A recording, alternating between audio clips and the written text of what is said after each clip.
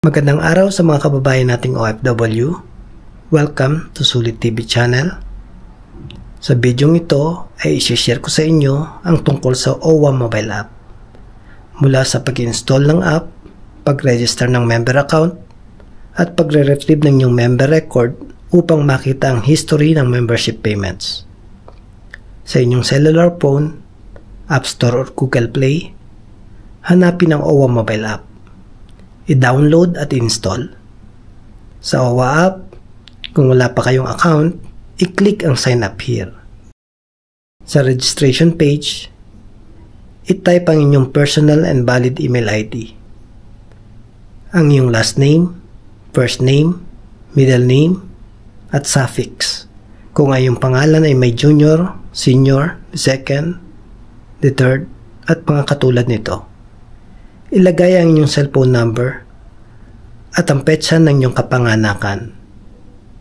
I-click ang sign up. Naka-display sa inyong screen ang inyong membership ID number. Gumawa ng 6-digit PIN. I-retype sa ibaba at i-click ang create PIN button.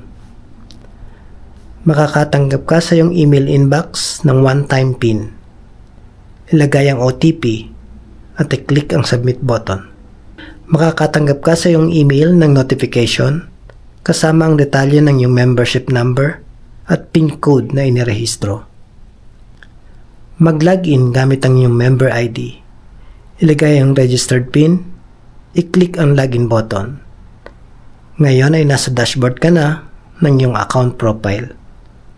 In my case, inactive ang status ng aking membership dahil hindi up-to-date ang aking bayad. I-click ang send request. Ilagay ang digital copy ng iyong latest employment contract o kaya naman ay overseas employment certificate. Matapos i-upload ang iyong dokumento, makikita sa screen ang your request is in review or evaluation. Pagkatapos kong magbayad ng membership sa OWA Payment Center, ito na ang current status ng aking profile. Madali lang gawin, di ba? Kaya mag-register na. Thank you for watching.